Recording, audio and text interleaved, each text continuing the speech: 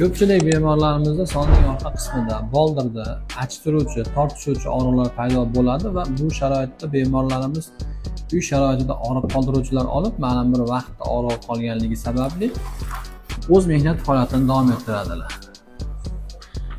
Ma'lum bir vaqt o'tgandan so'ng yana og'riqlar qayta boshlanadi va hech qanday og'riq qoldiruvchilar ta'sir qilmay qo'yadi. Hozir xuddi shunday bemorni ko'ridan o'tkazamiz. Kelinglar. Assalomu alaykum. Va alaykum assalom. Aka, qandaysiz? Yaxshimisiz? Sog'lig'ingiz yaxshimi? O'tiravering. Dastlabki kelganingizdagi shikoyatlar qanday bo'lganda?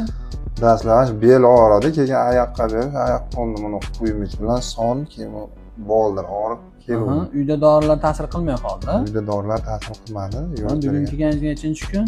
3-kun. Holatingiz qanday? Holati yaxshi, 60% ga yaxshi. Yaxshi uxlayapsizmi kechqurun? Uxlashlar. Harakatlaringiz qanday? Harakatlar yaxshi. Yuring, bemalol harakatlaning-chi. Kelganingizda harakatlaringiz qiyinmidi? Ha, oyoq oqsar edi. Hozir yaxshi mana. Oqsashlar shu ozaydi-da, xullas. Klinikamizda sharoitlar yoqdimi? Sharoitlarga gap yo'q. Alloh shifo bersin.